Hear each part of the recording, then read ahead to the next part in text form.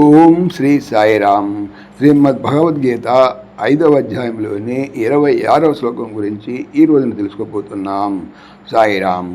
భగవానుడు గత శ్లోకములుగా ముఖ్యముగా పాపము నశించిన వారు, సంశయములు ద్వంద్వములు తొలగిన వారు, ఇంద్రియ మనో నిగ్రహం కలవారు, సర్వభూత హితం ఆచరించువారు బ్రహ్మ సాయుధ్యము పొందగలరు అన్నారు.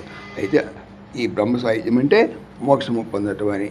అట్లాగే ఈ పైన తెలియనటువంటి అంటే ఇంతకుముందు తెలుసుకునేటువంటి 4 సుగుణములు ఉన్నవారే ఋషులు. ఇక మనం తెలుసుకోబోయేటువంటి 26 శ్లోకంలో భగవానుడు కామక్రోధ వియుక్తానాం యతీనాం యతచేతసాం అభితో బ్రహ్మ నిర్వాణం వర్తతే విదితాత్మనాం. కామక్రోధ వియుక్తానాం, కామక్రోధములచే విడవబడిన వారును, యతచేతసాం నిగ్రహింపబడిన చిత్తము గలవారును అనగా మనో నిగ్రహము గలవారును, విదితాత్మనాం ఆత్మతత్వము ఎరిగిన వారును, యతీనాం యత్నశీలులకు బ్రహ్మ నిర్వాణం బ్రహ్మ సాయుధ్యము అనగా మోక్షము బ్రహ్మానందము అభిత అంతటను అంటే దేహం ఉన్నప్పుడు కానీ లేనప్పుడు కానీ సర్వత్రా అన్నమాట. వర్తతే ఉన్నది.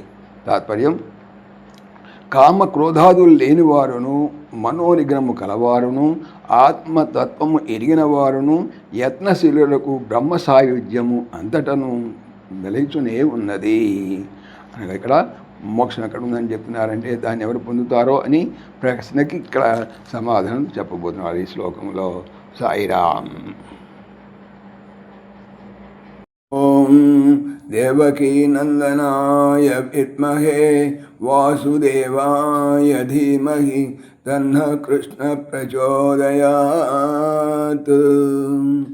ఓం సర్వం శ్రీకృష్ణార్పణమస్తు. జై శ్రీకృష్ణ. జై జై శ్రీకృష్ణ. ఆత్మీయులకు మనవి, ఈ ఛానల్తో పాటుగా భగవానుడు అనంత మహిమల శ్రీ సత్యసాయి అనేటువంటి మరొక ఛానల్ను నా చేత చేయిస్తున్నారు. దీనికి సంబంధించిన లింక్ డిస్క్రిప్షన్లో చూడవచ్చు. సాయిరామ్.